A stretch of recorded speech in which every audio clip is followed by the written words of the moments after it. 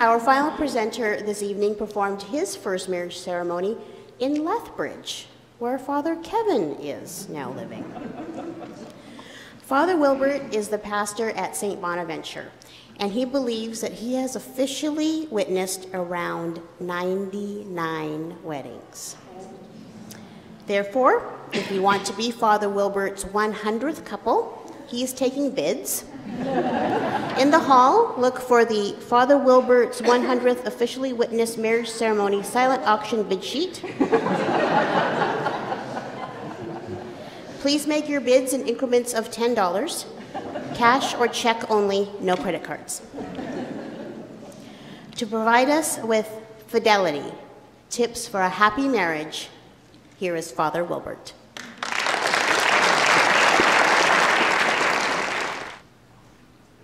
My talk this time has been prepared differently from the previous talks that I've given here in Faith Life. I created a survey online and posted it on Facebook. Then I asked my parishioners if they could share some input on their tips for a happy marriage. I was very pleased with their response. I had close to 50 respondents. The first part of the survey was to rank 10 things that I have suggested as possible secrets to a happy marriage. Here's how they ranked them according to importance. Number 1 was respect. Number 2, eating together. Number 3, conflict resolution skills. Number 4, Sunday Mass. Number 5, share the same religion. Number 6, prayer. Number 7, monthly dating. Number 8, discipline. Number 9, saintly in-laws.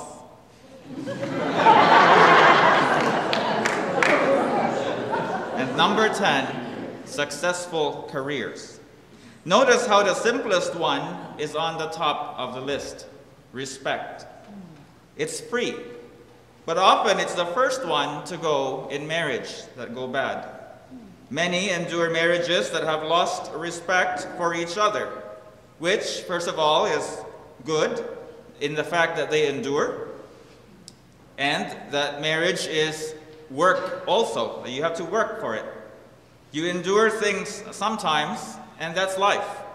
But it's all very sad that it would have improved the marriage if only they would regain a sense of respect with each other.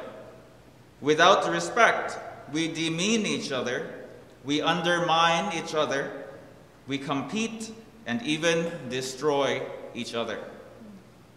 Cohabitation, premarital sex, and contraception endanger respect as it compromises the clarity of the boundaries that make each other sacred to each other. It certainly disregards God and places each other as idols. Everything becomes more casual. It also shows how the relationship being influenced more by society than by God, thinking that since everybody is doing it in the movies and in real life, then it's okay.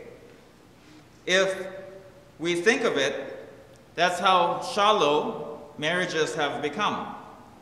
No longer do we aspire for God's true wisdom, for God's life. We aspire for worldly views.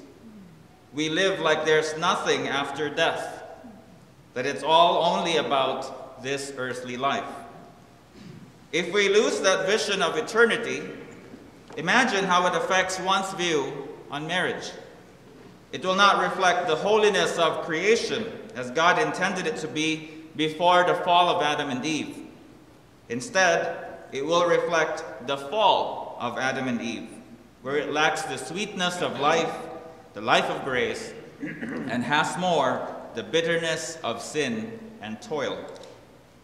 Now, going back to the 10 things, it's also striking that the successful career part is last on the list.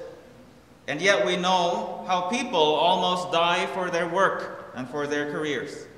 Many successful people in their careers have sacrificed their marriage and even their children. Many put their identity on their work to the detriment of one's marriage. The second part of the survey was people's free-flowing input. and it was overwhelming. They wrote without limits. But I truly love their honesty, and I truly appreciate their cooperation. What I found in all these responses, however, is that these tips are mostly at a human level. One may observe that the secret of a successful marriage is about being a good person. You don't need God or the church. You need skills and values. But I would disagree with that observation. I think you become the best that you can be as a person when you are grounded in God, when you are accountable to God. Remove God and you will lower the chances that you will be unconditionally respected, and you will unconditionally respect your spouse. Remove God and you no longer are accountable to God, but just to each other. Remove God and perhaps you may lose some assurance that there will be reconciliation and healing whenever things go wrong. The best version of ourselves is in Jesus Christ. We've all heard it in Ephesians, where St. Paul tells us that just as Christ has done it to his bride, the church, married people are to be for their spouses. Surrender to each other. Jesus becomes the standard of all relationships, especially of one's fidelity in marriage. The two become one in Christ, but for this to happen, each must be willing to work for it. It may not happen naturally. You may need to choose to do it even when you don't feel like doing it. When the spouses are responsible to God, there is no fear of submitting to each other. God becomes the assurance, the holy ground, the bond that truly sets each other free to be who they are as children of God. Now, what happens when only one of the spouses is open to God and holds one's life accountable to him?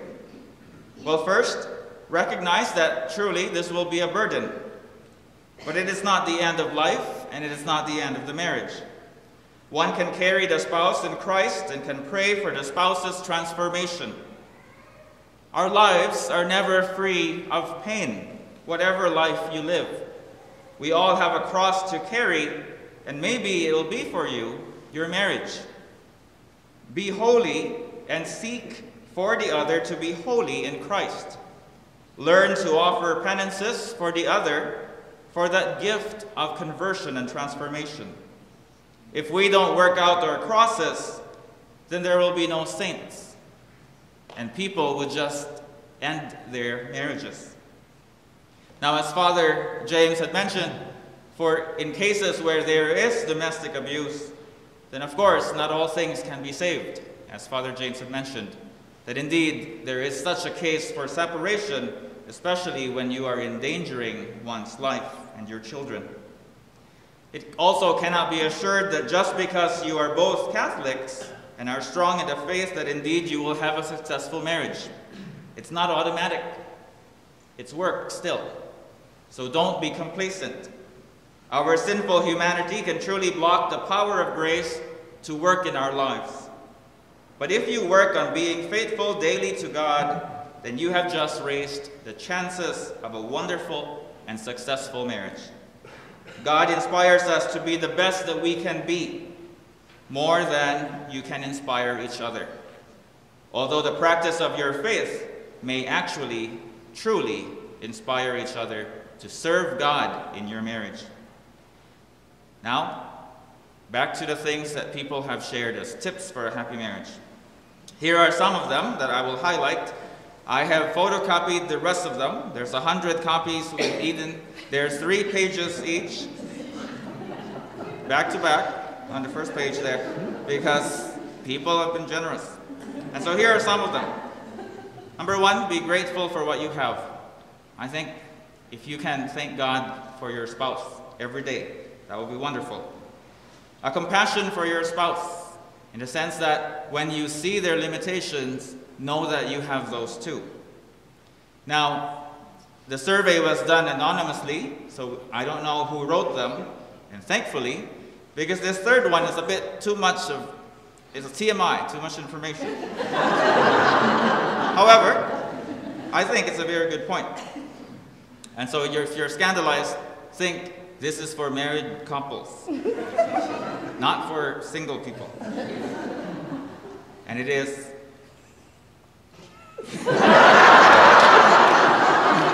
You're also excited. Shower together naked. First, I do hope you're naked when you shower. And please don't tell me who you are. But the point was, first thing in the morning, shower together naked, and discuss tough issues in privacy and focus only on each other. And I thought it's beautiful. In the context of marital love, it is beautiful. But then the person kept on going, even fighting naked helps to fight fairly. So we move on to the next one.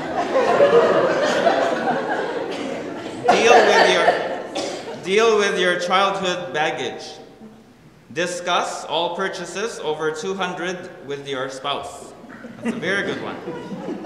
Laugh together and at yourselves. Not my money, but our money. Forgive, forget, and move on. Trust each other. Don't sweat the small stuff. Touch. Not liking is not falling out of love. Love goes deeper than that. Don't go to bed angry, which is a classical advice. But then somebody said, it's okay to go to bed angry. Sleep on it.